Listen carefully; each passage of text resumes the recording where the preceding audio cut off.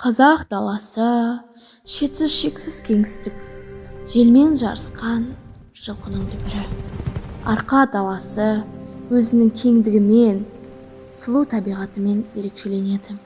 Асқақ тауылдар, мөлдір көлдер, сыңғырлаған бұлақтар, еркіндіктің мекені.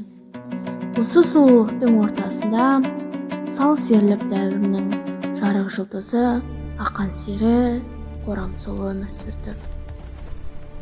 Оның серлігі сұлулыққа табыну, оның еркіндігі өнерге адалдық, ал оның жүрегі құлагер еді.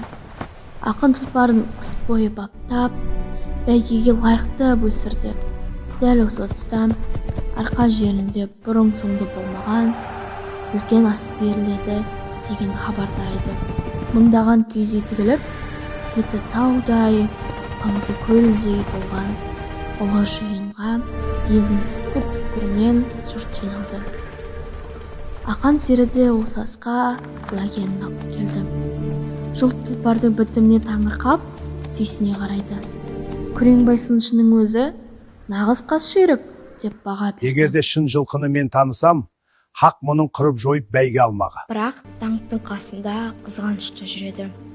Батыраш өз тұлпары көк тұйғынды үміт етіп әкелді. Құлагер бұрын сатып алмақ болғанымен ақан бермеген еді. Енді ол кек қайтаруды ойлайды. Бәйгеге 1300 жылқы аттанды.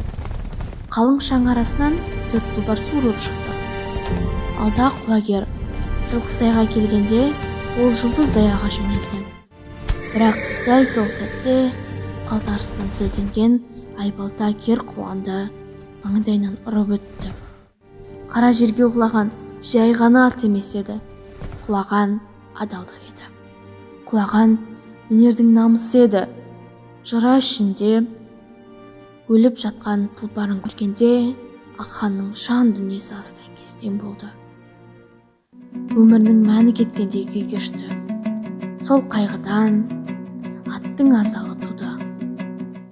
Бұл тұлпарға қойылған мәңгілік